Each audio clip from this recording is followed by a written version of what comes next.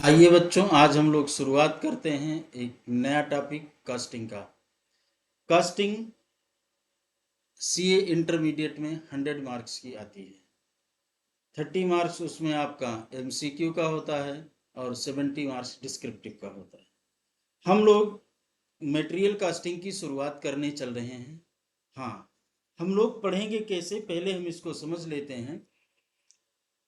जैसे कि हम इस चैप्टर को या किसी भी चैप्टर को इस तरीके से पढ़ेंगे कि वास्तव में इसका टॉपिक का कॉन्सेप्ट क्या है और इस कॉन्सेप्ट को कैसे हम जल्दी से जल्दी समझ लें, ताकि हम इस चैप्टर को जल्दी खत्म कर लें। एक दो बार में रिवीजन करें तो हमारे मार्क्स इतने अच्छे आ जाएं कि हम 80 और 90 को पार कर सकें। इस तरीके से हमको स्टडी करना है। और हमारा जो पढ़ाने का तरीका होगा वो ये होगा कि आपको फार्मूले को रटना नहीं है। ज़्यादातर फार्मूले आप जब ढंग से समझेंगे तो वो इस तरीके से ऑटोमेटिक माइंड में मेमोराइज हो जाएगा कि आपको दोबारा से उसको बार बार रटने की, मतलब एक दो बार देखना पड़ सकता, सोचना पड़ सकता। देखना क्या है, सोचना पड़ सकता। आप जब उसको सोच लेंगे तो कभी भी वो भूलेगा नहीं। जब हम लोग पढ़ेंगे तो वो बातें समझ में आएंगी। शुरुआत में ही नहीं बताया जा सकता है कैसे किया जाएगा। हाँ, एक और बात ध्यान रखेंगे कि हम लोग पढ़ते हुए देखते हैं, अच्छा ये वाला चैप्टर ऐसे इसके इतने मार्क्स के आते हैं, तो मैं बताऊं आपको। मटेरियल हुआ, एम्प्लॉई हुआ, मटेरियल कास्ट हुआ, एम्प्लॉई कास्ट हुई, ओवरहेड हुआ। अगर ये देखें तो ये हमारे बेसिक हैं। अगर हमको बेसिक नहीं आते हैं तो ये समझ लीजिए कि कास्टिंग आपको नहीं आती। हाँ ठीक है, आप मार्जिनल पढ़ लीजिए। अगर हम जब मार्जिनल भी पढ़ेंगे तो आपको मैं पहले ही अश्योर करना चाहता हूँ, आपको एक भी फार्मूला याद नहीं कराऊंगा और पूरी की पूरी मार्जिनल विदाउट फार्मूले आपको सॉल्व कराऊंगा। और आप फार्मूला लिख भी लेंगे। वो तो जब आप अभी मटेरियल की क्लास पढ़ेंगे तो आपको पता चल जाएगा कि हमारा यही प्रयास रहता है कि हम आपको फार्मूला लर्न ना कराएं। हाँ, दो चार फार्मूले हैं तो वो कहीं कहीं याद करने पड़ते, पता चलेगा कि उसका सिस्टम बहुत बड़ा हो गया और आपको उतने की ज़रूरत ही नहीं है। तो उन सभी को हम इस तरीके से पढ़ेंगे।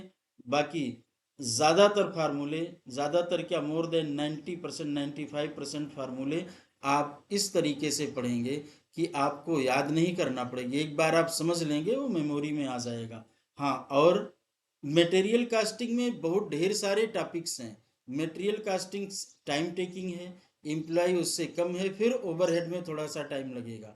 इसके बाद में जब ये बेसिक कॉन्सेप्ट आपका कंप्लीट हो जाएगा, after completing the basic concept, फिर आप चल सकते हो, किसी स्पीड में चल सकते हो, तेज चल सकते हो, स्लो चल सकते हो। लेकिन अगर आपको अच्छे मार्क्स ले आने हैं तो आप इस बात को ध्यान रखिए कि आपको अपना बहुत ही ढंग से इस तीनों चैप्टर को पहले पढ़ लेना है। ये नहीं देखना है कि आपको कितने मार्क्स का आएगा, क्या होगा, कैसे होगा, ये पहले नहीं ध्यान देना है।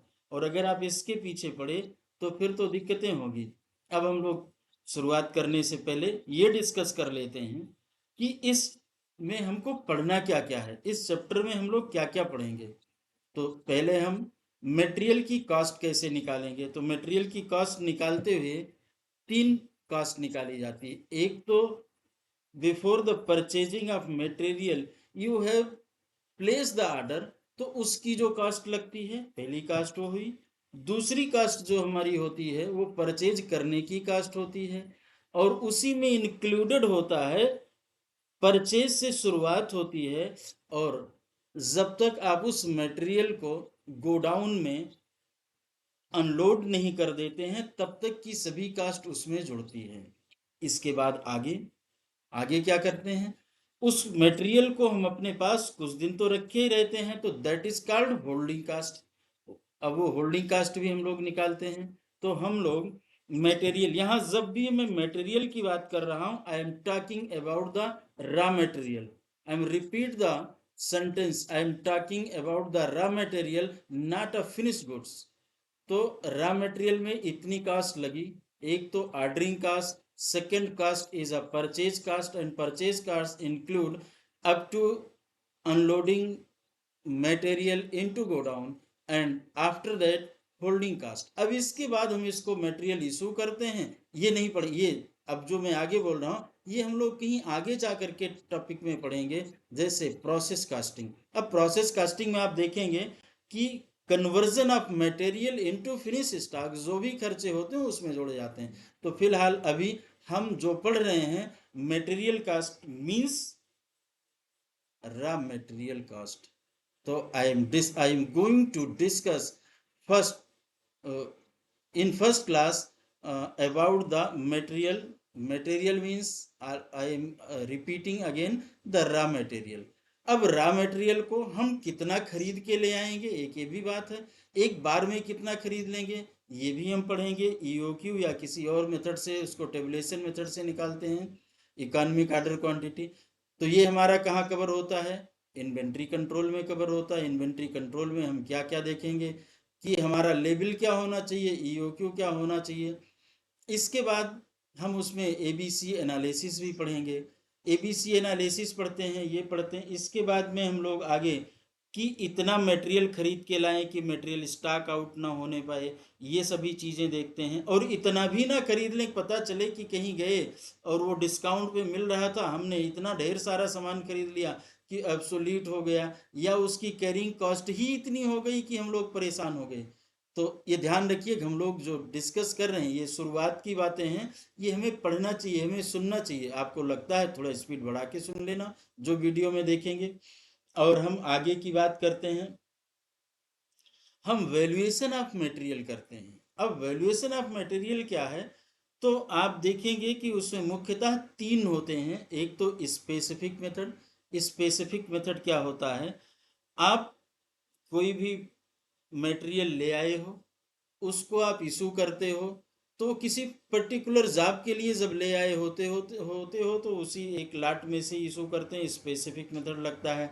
फीफो मेथड, वो भी हम लोग आगे डिस्कस करेंगे। फीफो बहुत से लोग अच्छे से जानते भी होंगे और सबसे आसान मेथड है। और वेटेड एवरेज मेथड, वैसे इसमें बहुत से मेथड्स दिए गए हैं, लेकिन हमको रोका गया है इंस्टीट्यूट के अकाउंटिंग स्टैंडर्ड 2 के द्वारा कि हम जो उसका वैल्यूएशन करेंगे वो स्पेसिफिक मेथड या फीफो या वेटेड एवरेज करेंगे। स्पेसिफिक भी लिखा है, अब ये उसका क्या कहते हैं, पता चलेगा कि आप अकाउंटिंग स्टैंडर्ड पढ़ने गए तो वहाँ पर आपको अगर पूरा ढंग से नहीं पढ़े तो क्या दिखाई देगा, मैं आपको बताता हूँ। आपको फीफो और वेटेड एवरेज दो ही दिखाई देता है। पूरा ढंग से पढ़ोगे तो आपको स्पेसिफिक मेथड भी दिखाई देगा, क्योंकि सबसे रिनोन्ड इस मेथड वही है। और भी मेथड दिखाई देंगे, फिलहाल हम स्टैंडर्ड मेथड भी दिखाई देता है, लेकिन उसके लिए आपको ढंग से पढ़ना होता है। फीफो और वेटेड एवरेज मेथड इज ये मजबूरी का मेथड है, ये भी समझ लीजिएगा। हम लोग आगे चलेंगे तो डिस्कशन करेंगे, लेकिन अभी तो हम समझिए कि प्रस्तावना बोल रहे हैं, इसका इंट्रोडक्शन बोल रहे हैं, आपको इंट्रोडक्शन पार्ट पे चलने हैं। इन सभी चीज़ों को हम पढ़ेंगे, और हम कैसे पढ़ेंगे, क्या पढ़ेंगे, वो सभी डिटेल में चलेंगे, पढ़ेंगे। और मैं फिर से दोबारा से आपको कहना चाहता हूँ कि जब भी आप ये मटेरियल, एम्प्लॉय और ओवरहेड पढ़ रहे हैं तो आप इसको मार्क्स की दृष्टि से नहीं, आप इसको नॉलेज की दृष्टि से जरूर पढ़िएगा, जिससे कि आप आगे कहीं दिक्कत ना हो। हाँ, ये खत्म होते ही हम लोग स्पीड बढ़ा देंगे और हम इसको रेगुलर पढ़ेंगे। रेगुलर इस तरीके से पढ़ेंगे कि अगर आप कहीं भूल जाते हो तो फिर से आप पढ़िएगा, और हम यहाँ भी क्लास में भी पढ़ाएंगे, और इसके सभी वीडियो एक सीरीज से रेगुलर बैच वाला हम अपने यूट्यूब चैनल पर अपलोड कर देंगे। अगर आप लोगों को लगता है कि हमने अच्छे से पढ़ाया है तो आप हमारे चैनल को सब्सक्राइब कर लीजिएगा, लाइक भी कर दीजिएगा। और जो भी जिनको आपको लगता है कि इनको अगर हम शेयर कर देंगे तो उससे इनका फायदा हो सकता है, तो कृपया वो भी करिएगा। चलिए हम लोग शुरू करते हैं अब अपनी आगे की जर्नी, और इस चैप्टर को डेप्थ में पढ़ने की शुरुआत करते हैं। आइए, जय श्री राम, जय जय सिया राम, सीताराम। और अब हम लोग शुरू करने चल रहे हैं। हमने आपको चैप्टर 2 देखिए, इसमें लिखा है introduction, meaning of material, all commodities,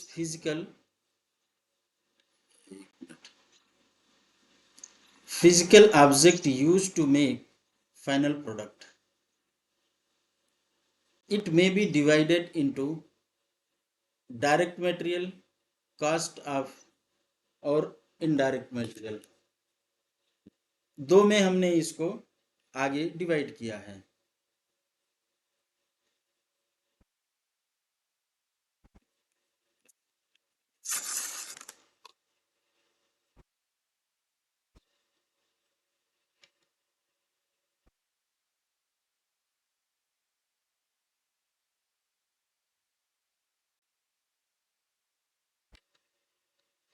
चलिए हम लोग देखते हैं कि चैप्टर नंबर 2 अपना जो मटेरियल कास्टिंग का है, ये है meaning of material, all commodities physical object use to make the final product. जो फाइनल प्रोडक्ट पे आप निकालते हैं, वो जो मटेरियल आप परचेज करके लाए, हम लोग उसके बारे में पढ़ने चल रहे हैं। हम चलते हैं आगे, पढ़ते हैं कि क्या क्या हमें पढ़ना है इसमें।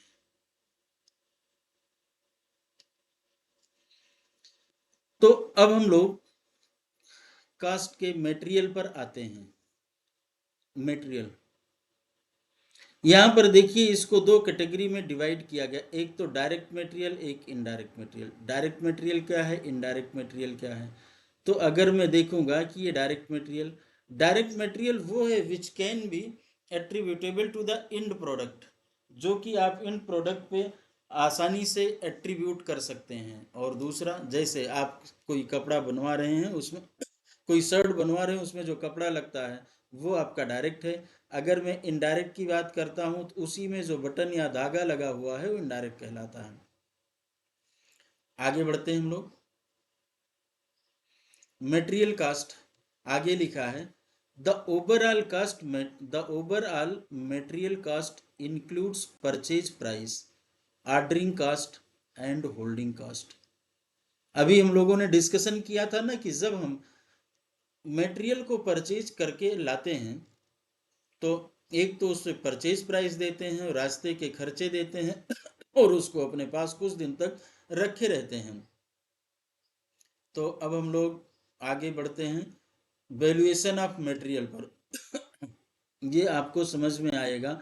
सबसे पहले हम लोग ये पढ़ेंगे कि हम अपना जब गुड्स की परचेज करते हैं, क्या करते हैं? जब गुड्स की परचेज करते हैं, गुड्स क्या, रॉ मटेरियल की जब हम परचेज करते हैं, तो उसमें क्या जोड़ते हैं और क्या नहीं जोड़ते हैं, या क्या सब्सट्रैक्ट भी कर देते हैं।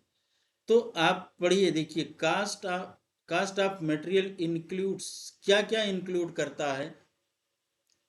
Cast of purchase, net of लिखा, net of trade discounts, rebate, duty drawback, input creditable, ये सभी चीजें हम लोग नीचे पूरे एक टेबल फॉर्म में दिए हैं। इसको यहाँ से पढ़ते हैं कि कैसे इसको क्या क्या करते हैं, क्या ऐड करते हैं और क्या नहीं ऐड करते हैं।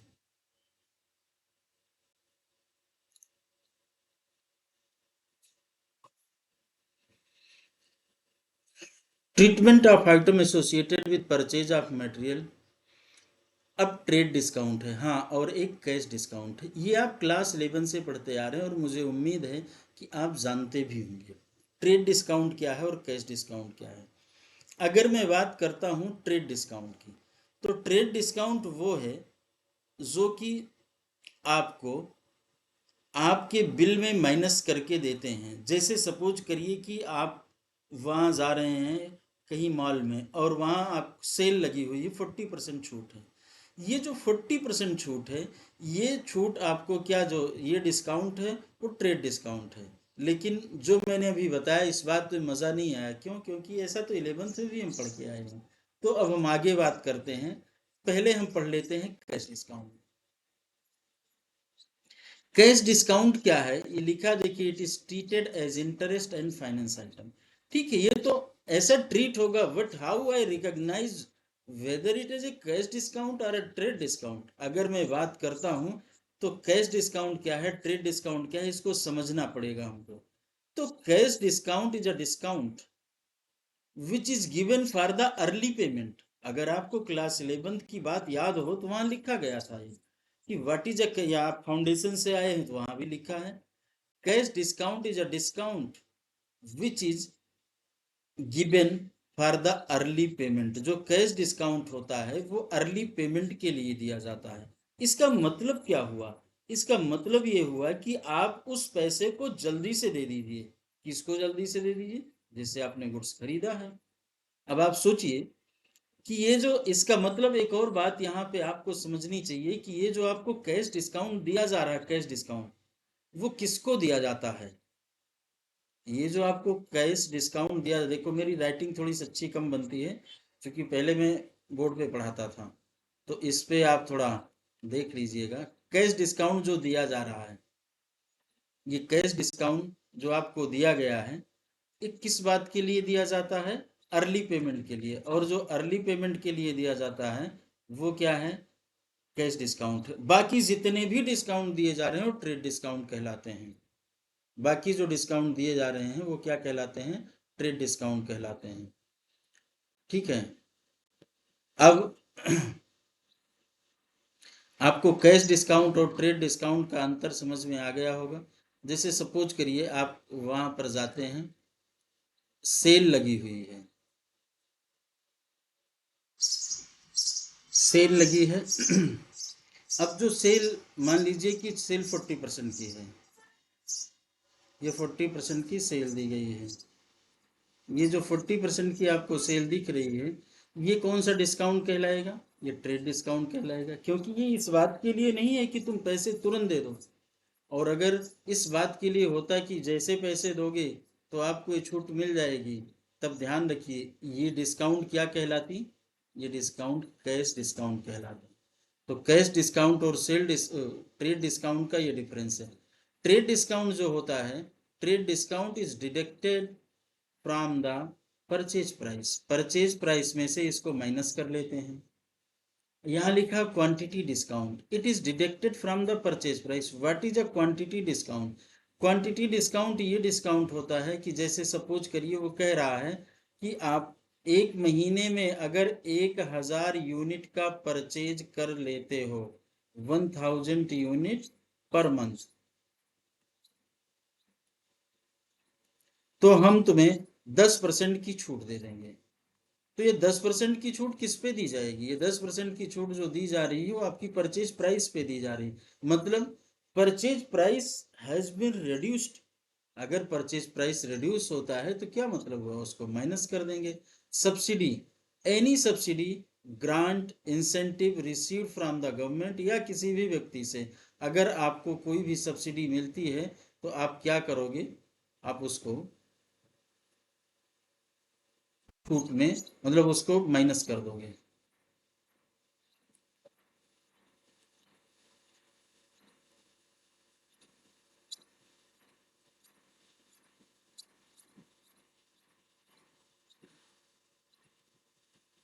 फिर ड्यूटीज एंड टैक्सेस की बात करते हैं हम लोग।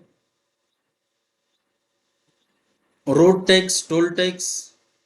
ये जो रोड टैक्स होता है और टोल टैक्स होता है, अभी हम लोगों ने शुरुआत में डिस्कशन किया था, आपको याद होगा डिस्कशन में क्या किया था कि परचेज कास्ट में क्या क्या जोड़ते हैं। परचेज कास्ट जो हमारी होती है उसमें एक तो परचेज कास्ट होती है, और दूसरी जो भी परचेज करके लाते हैं उसको गोडाउन तक पहुंचाने का,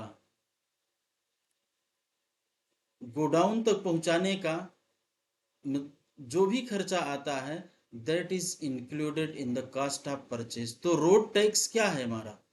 रोड, हाँ एक और बात करनी है कि जो भी हम खर्च कर रहे हैं ये नॉर्मल नेचर का होना चाहिए। अगर ये अब नॉर्मल है तो नॉर्मल नेचर इसमें कंसीडर किया जाता है, और अगर अब नॉर्मल है तो उसको हम बाहर कर देते हैं।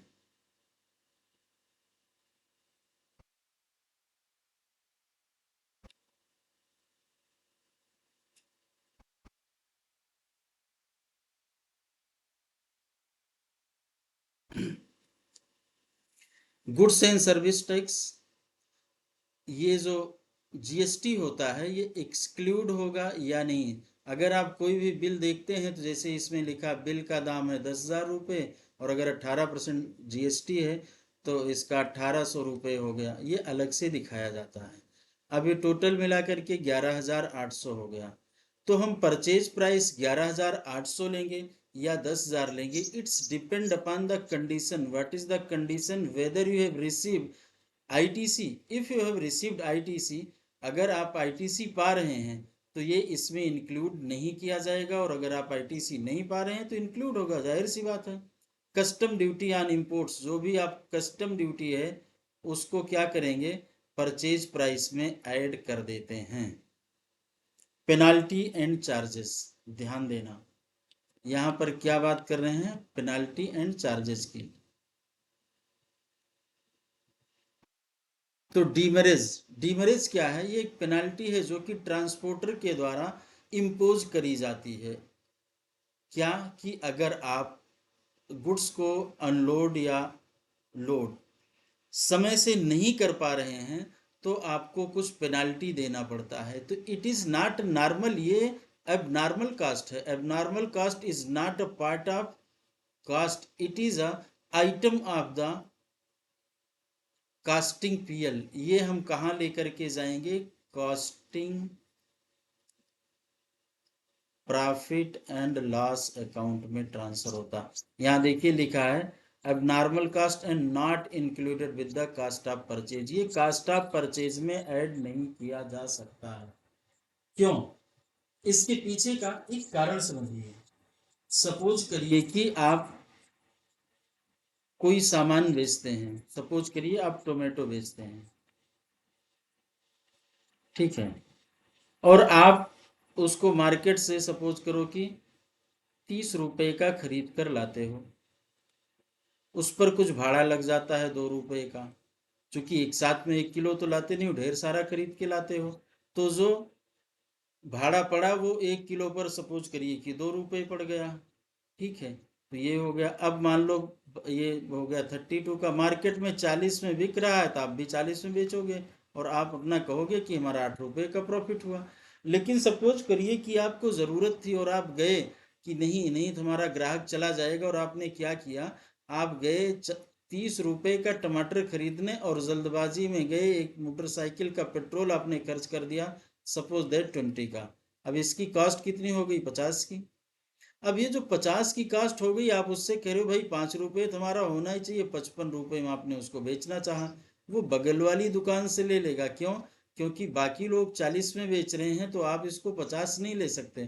तो ये जो 20,000 था ये अब नॉर्मल था, क्योंकि आप अपना ग्राहक बचाने या किसी भी कारण से, या सपोज करिए कि आप टमाटर ला रहे थे और रास्ते में गिरा, टूट गया, फूट गया, तो ये भी आपका एक एक पॉइंट तक, जहां तक कि हमेशा ही वो नुकसान हो जाता हो, नॉर्मल है वो कंसीडर करेंगे, और जो अब नॉर्मल है उस कास्ट को हम बाहर निकाल देते हैं। कैसे करते हैं लोग, हम लोग आगे चलेंगे डिस्कशन करेंगे, लेकिन नॉर्मल और अब नॉर्मल के पॉइंट को आप काफ़ी ढंग से पढ़ लेंगे, जिससे कि हम लोगों को कोई दिक्कत ना होने पाए। Detention charges, detention charges fine, detention charges fines imposed for non compliance of rule. कोई आपने रूल तोड़ दिया, अब आप जा रहे हैं और यहाँ पर गाड़ी से जा रहे हैं और रेड लाइट हो चुकी है, अब आप क्या कर रहे हैं, इसको जम कर गए, you have jump the red light and fine has been imposed by the traffic police is ₹500। अब ये जो 500 का जुर्माना लग गया, ये अलाउ नहीं है, ये आप नहीं जोड़ सकते हो, क्योंकि ये पेनल्टी है, और पेनल्टी नॉर्मल नहीं होती, ये एबनॉर्मल होती। It is also part of casting profit and loss account. Penalty कभी भी इसमें नहीं जुड़ेगी। अब हम बात करते हैं अदर एक्सपेंसेस की, other expenditure. Insurance charges, transit insurance is added with the cost of purchase. क्यों, अभी हम लोगों ने पढ़ा था उस मटेरियल को गोडाउन तक लाने का जो भी खर्चा होगा that will be added to the cost of purchase, तो इसलिए जुड़ जाएगा, इसमें कौन सी बहुत बड़ी बात है, तो छोटी सी बात थी। Commission or brokerage paid, commission or brokerage paid is added, भाई हमको कमीशन देना पड़ रहा है, ब्रोकरेज लगता है, वो तो नॉर्मल सी प्रक्रिया। अब ये कोई ऐसा बात नहीं है कि गलत है, देना ही है, जब सब दे रहे हैं हम भी दे रहे हैं तो इसको हम ऐड कर लेते हैं। Freight inward, it is added. Freight inward क्या है, परचेज करके आप कोई गुड्स ला रहे हो और उस पर आपने पेमेंट किया, तो जो भी पेमेंट आप करोगे वो उसकी कॉस्ट में ऐड हो जाएगा। Cost of container. अब हम बात करते हैं कंटेनर की कास्ट पर। तो कंटेनर की कास्ट, एक तो कंटेनर होता है जो नॉन रिटर्नेबल होता है, मतलब आप उसको वापस नहीं कर, अगर वापस नहीं करोगे तो कुछ मिलेगा नहीं। तो जितना भी दे के आए हो is added, that will be added to the cost of purchase. But अगर वो रिटर्नेबल कंटेनर है तो इसमें दो तरीका है। क्या जब आप वापस करते हो तो आपको फुल कास्ट वापस हो जाती है, अगर हाँ देयर इज नो ट्रीटमेंट, कुछ नहीं करना है। आप जितनी भी उसकी कास्ट थी उसको अगर ऐड किया है तो माइनस कर देंगे, ऐड करिएगा ही नहीं तो माइनस करने की जरूरत नहीं है। हाँ, माइनस वही चीज करते हैं जो ऐड हो चुकी, अगर वो ऐड नहीं हुई तो जबरदस्ती माइनस नहीं करेंगे। If the amount of refund is less, अगर जो आपका अमाउंट है, सपोज करिए कि रिफंड का अमाउंट उस कंटेनर की कास्ट है 15 रुपए, और जब आप उसको रिफंड करते हो, कंटेनर का जो आपने पेमेंट किया है, पेमेंट कितना किया 15, और जब आप वापस करते हो तो आपको रिफंड के टाइम पर क्या मिलता है 10 रुपए, means you have paid 5 rupees for the container every time, then it will be added to the cost of purchase. ये आप ध्यान से पढ़ेंगे टॉपिक को, ये ध्यान रखिएगा। अगर आप नहीं पढ़ रहे हैं मतलब अपना नुकसान करेंगे। शार्टेज, शार्टेज क्या है?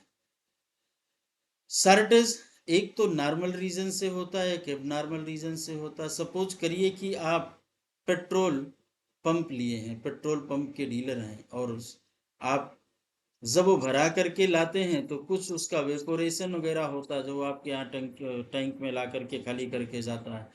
तो एक नॉर्मल है जो कि सबका होता ही होता, तो वहां तक का आपको अलाउड है और वो माइनस कर लोगे।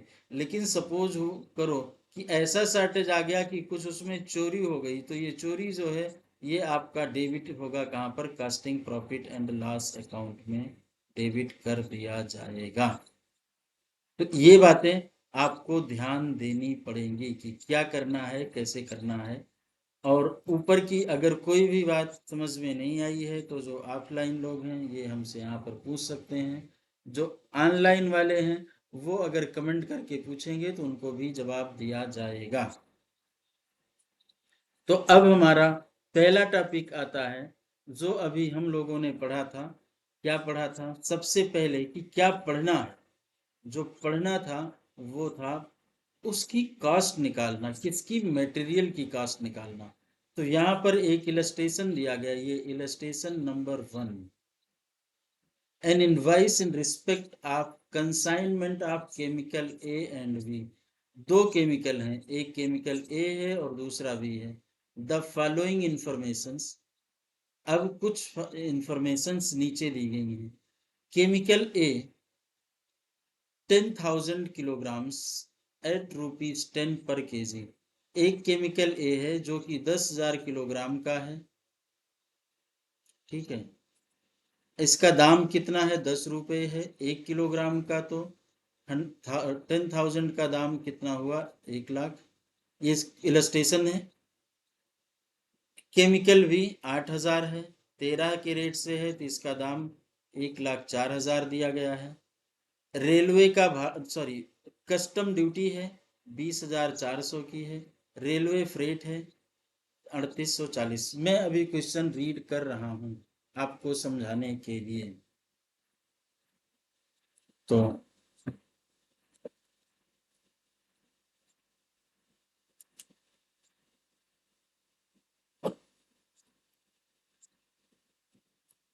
अब यहाँ पर आगे लिखा shortage 500 kilogram in chemical A and 320 kilogram in chemical B is notice due to normal brokerage.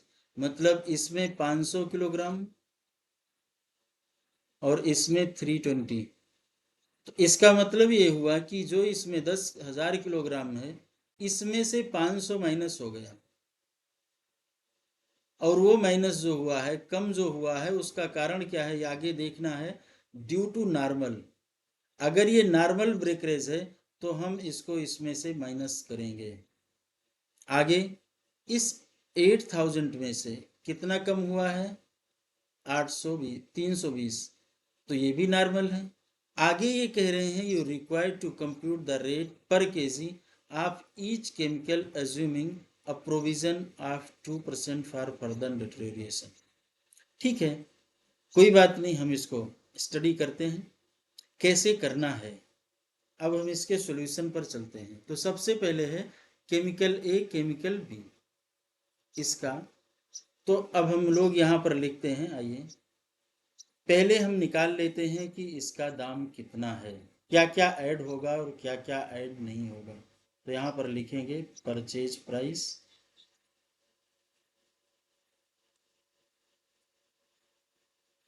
At rate of 10,000 for a. तो इनका कितना दाम हुआ, 1,00,000। और फिर एट रेट ऑफ ₹13, ये किसका हुआ, आप 8,000। मटेरियल बी का 8,000। अब ये कितना हो जाएगा, 1,04,000। ये तो वहीं से कॉपी कर दे रहे हैं, कोई इसमें दिक्कत नहीं होनी चाहिए। इसके बाद दूसरा क्या चीज थी, ये देखने की बात है, दूसरी क्या चीज थी भाई।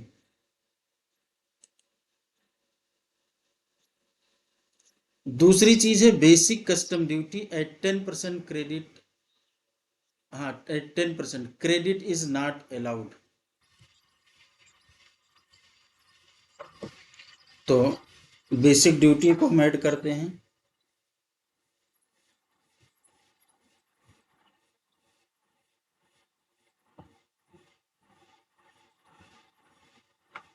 बेसिक कस्टम ड्यूटी 10% है, इसका हो गया 10,000 और इसमें हो गया 10,400। आगे भी कुछ और है। हाँ, रेलवे फ्रेट है 3840।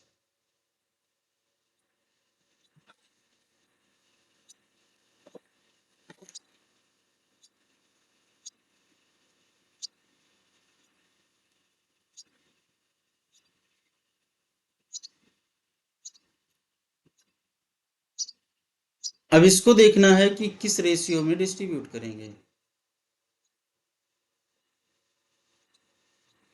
तो इसमें रेशियो तो दिया नहीं गया है, फिर जो क्वांटिटी है हमारी हम उस रेशियो में कर लेते हैं। 10,000 एंड 8,000, तो 10:8 का रेशियो बना, 5:4 कर सकते हैं इसको हम।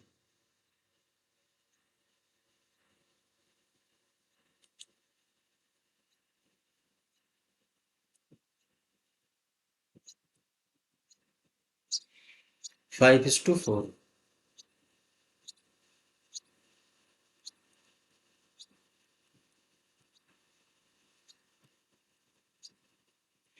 इसको कैलकुलेट करिए।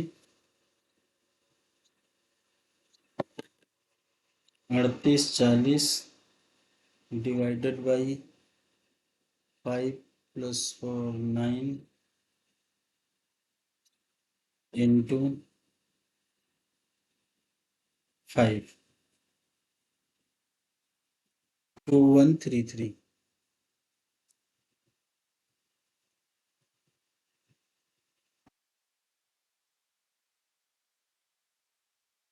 2133 और फिर दूसरे का इंटू 4 1707।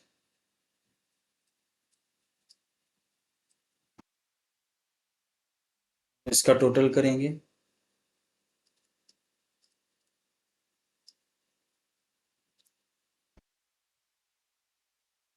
इसका टोटल करना है 1,12,135। दूसरा टोटल मेरा कितना रहा है, 16,160। अब कैलकुलेटर से ऐड करके कर लेना, मैंने ऐड किया है, उतना आ रहा है। ठीक। अब क्वेश्चन में उसने कहा क्या है, पहले देखिए। इसने कहा है कि आपको निकालना केवल रिक्वायर्ड टू कंप्यूट रेट पर किलोग्राम। लो भाई, हमने तो इसका 10,000 का दाम निकाला और उसका टोटल का निकाला है। तो अब हम यहाँ पर हमको चाहिए क्वांटिटी।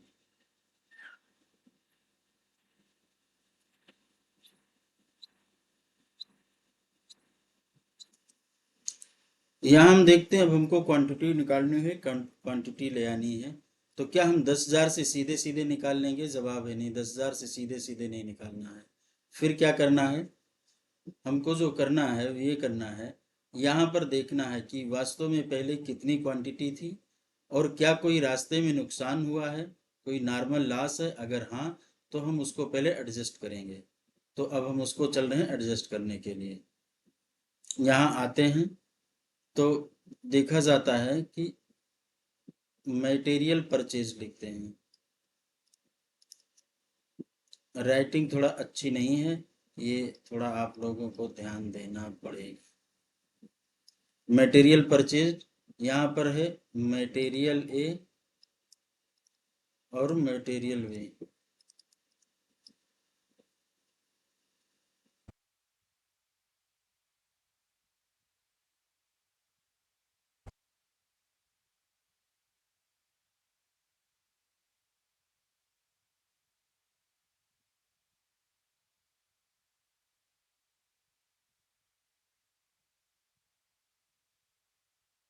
तो मटेरियल जो परचेज किया है वो यहाँ पर 10,000 है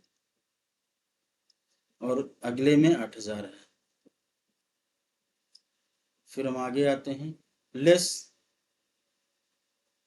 नॉर्मल लॉसेस। ये ध्यान रखना कि हम सिर्फ नॉर्मल लॉस को ही माइनस करते हैं।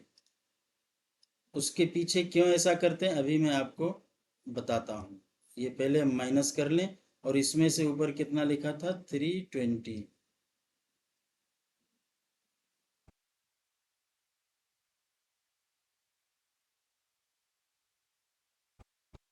इसमें से माइनस करेंगे 10,000 माइनस 500, 9,500 आया।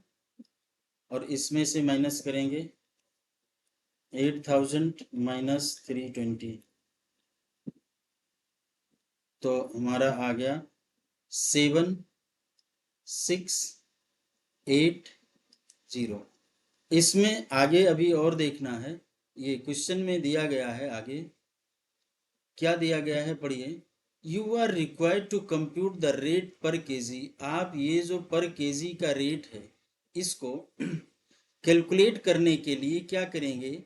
Each chemical assuming a provision of 2% for further deterioration. मतलब अभी आगे भी इसमें 2% का और भी नुकसान होगा, मतलब कुछ खराब हो जाएंगे। मतलब ये तो 500 लाते लाते हो ही गया है, 320 वो हो गया, और ये नॉर्मल है, मतलब हमेशा होता है। अभी क्यों इसको करते हैं ये हम चर्चा करेंगे, आपको क्लियर कट समझाएंगे। तो फिर हम यहाँ पर लेस करेंगे फर्दर प्रोविजन 2%। 9,500 इंटू 2%, 190। और इसमें से हम 9,500 को माइनस कर देंगे, मतलब 9,500 में से इसको माइनस कर देंगे। 9,310। इधर आते हैं, इनका भी 2% कैलकुलेट करते हैं। 7,680 इंटू 2%, 7,680 इंटू 2%, 153.6। इसको हम ऊपर वाले से माइनस करते हैं।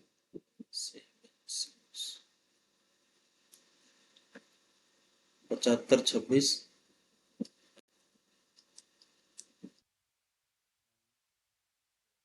ये कैलकुलेट होकर के आ गया।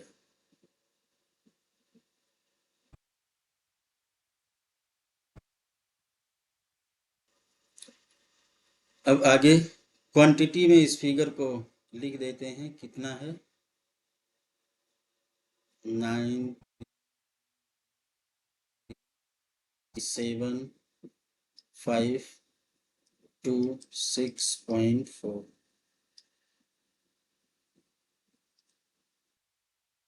ठीक। अब इसको 1,12,133 से इस फिगर को डिवाइड करते हैं। 1,12,133 डिवाइडेड बाई 9310,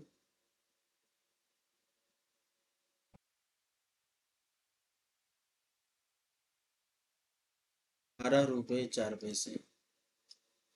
दूसरे में 1,16,107 डिवाइडेड बाई 7526 रुपये 40 पैसे, 15 रुपये 43 पैसे। आप चेक कर लीजिएगा, यही आना चाहिए। अब हम इस नॉर्मल को यहां से माइनस क्यों करते हैं, इसके पीछे का कॉन्सेप्ट समझिए। सपोज करिए कि आप आम बेचते हैं, मैंगो, और जब आप खरीदने जाते हैं तो 100 केजी जब आप परचेज करते हो तो ये आप पाते हो, सपोज करिए कि 2,700 रुपये का। ठीक है, ये जो 2,700 रुपये का आप पाते हैं, तो अगर आप देखें तो 1 किलो का दाम आपने कितना दिया है, 2,700 है। एक मिनट रुकिए, इसको हटा देते हैं, नहीं दिखेगा नहीं। 2,700 है। अगर आप परचेज प्राइस जोड़ेंगे तो आपने कितना परचेज किया है, 100 किलोग्राम। कितने का खरीदा है, 27 रुपये का। अगर मैं कहूँ एट रेट ऑफ रुपीज, कितना हो जाएगा, 27। इस रेट से खरीदा आपने।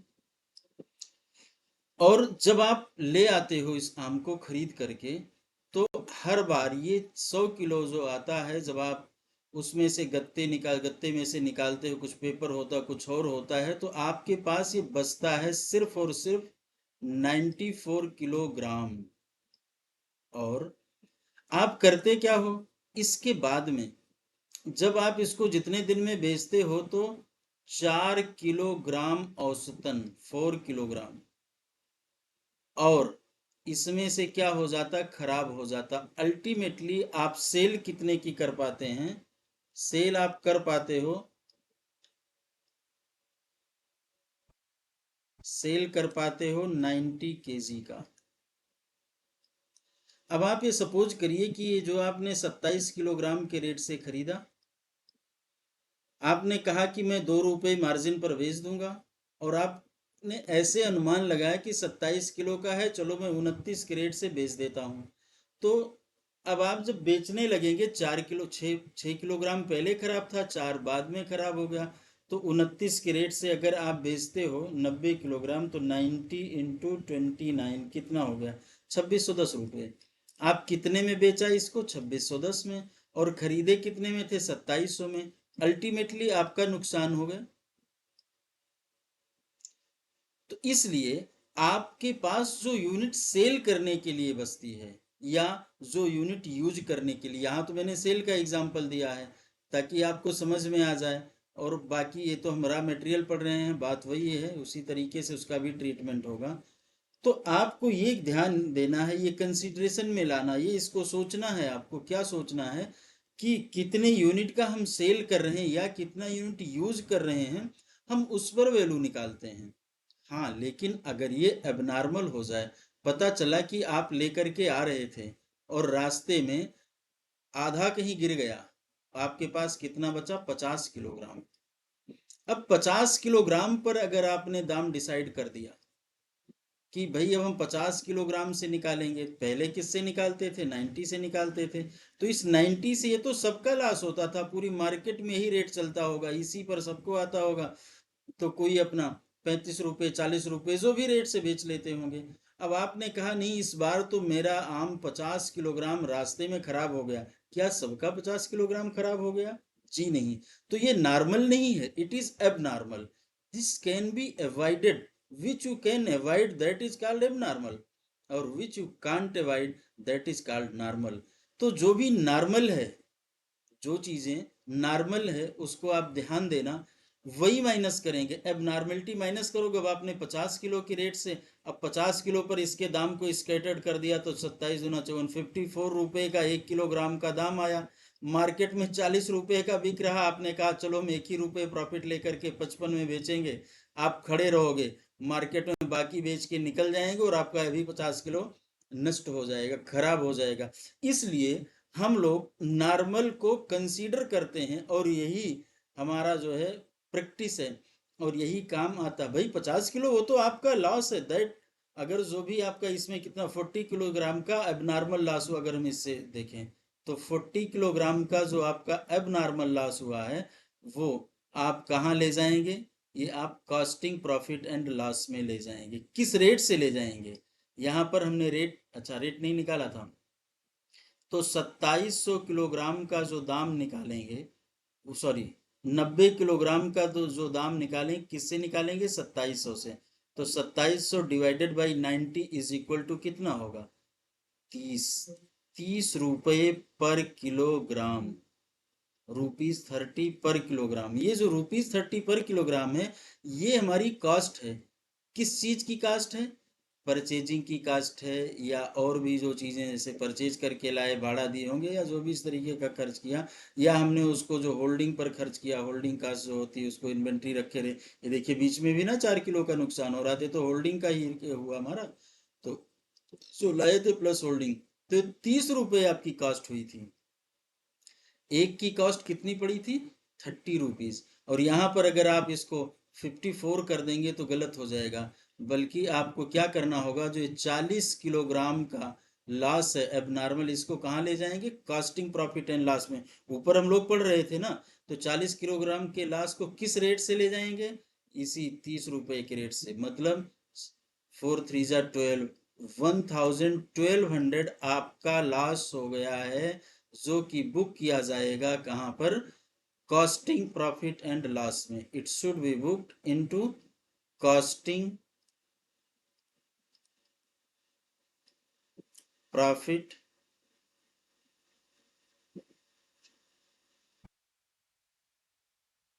It should be booked into costing profit and loss account.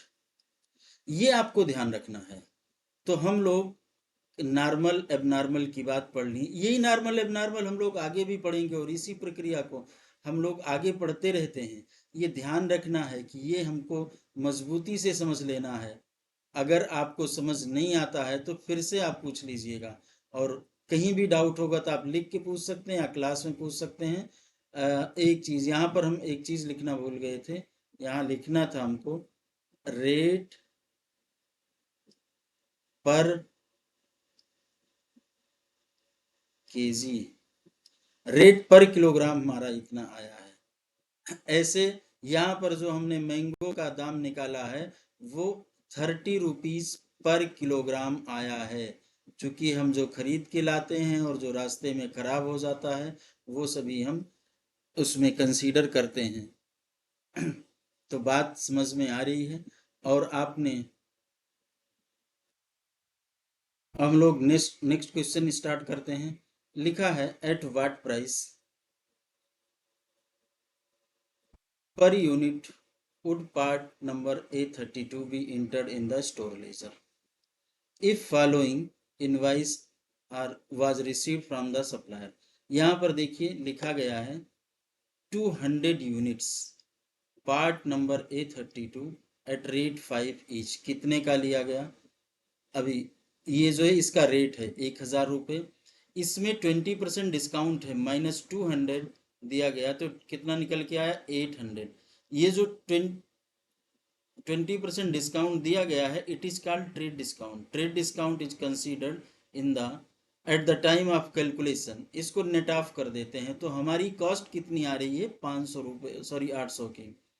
अब इसमें हमने जीएसटी ऐड कर दिया है, जीएसटी ऐड कर दिया 96 का, तो ये हो गया 896। और add packing charges, packing charges, और ये देखिए हम लोगों ने वहाँ पर पढ़ा था ना, नॉन रिटर्नेबल है कि रिटर्नेबल है। यहाँ पर ये नॉन रिटर्नेबल है 50, इसका मतलब है कॉस्टिंग में ऐड हो जाएगा, इसको हम जोड़ देंगे। जीएसटी का क्या बात है, हम अभी नीचे नहीं पढ़ रहे हैं, ये 96 दिया है। अगर जीएसटी के बारे में क्वेश्चन कुछ नहीं बोलता है तो आप ये मान लीजिएगा कि इस पर हमको क्रेडिट मिल चुका है, और अगर कुछ बोलता है तो जो कहेगा वो तो करना ही करना है। हम लोग आगे बढ़ते हैं, इस सवाल को करते हैं, सॉल्व करते हैं। आगे भी लिखा है क्वेश्चन में, a 2% cash discount will be given if payment is made in 30 days. Cash discount हमको कंसीडर नहीं करना है, क्यों नहीं करना है? क्योंकि cash discount is made for the early payment, it is not treated at the time of cost. Documents substantiating payment of GST are enclosed for the claiming input credit. तो इस पे कर लिया है। अब यहां तक नहीं, क्या कहते हैं, 800 ये कॉस्ट और 50 रुपये ये कास्ट, ये दो कास्ट सिर्फ जुड़ेंगी इसमें। और हमारी यूनिट कितनी है? 200 यूनिट से। 200 यूनिट से हम इसको डिवाइड कर देंगे तो अल्टीमेटली ये कितना आ जाएगा? ये 4 रुपये 25 पैसे। 4 रुपये 25 पैसे एक यूनिट का दाम आ जाएगा। ये ध्यान रखना है कि इसमें कहीं कुछ ऐड बैक नहीं किया गया। क्यों? क्योंकि यहाँ पर ना कोई एबनॉर्मल लॉस था, ना उसका कोई प्रोविजन बनाना था, तो हम लोग इतना पर कर लिए हैं। अगर कोई डाउट है तो पूछ लीजिएगा, नहीं है तो कोई बात नहीं, बहुत अच्छी बात है। आप लिख करके भी पूछ सकते हैं, क्लास में भी पूछ सकते हैं, जैसी आपकी मर्जी हो उस तरीके से आप कर सकते हैं। धन्यवाद, फिर मिलते हैं, इस टॉपिक को आगे कंटिन्यू करते हैं। धन्यवाद। अगर आपको वीडियो अच्छा लगा होगा तो सब्सक्राइब और लाइक ज़रूर करिएगा।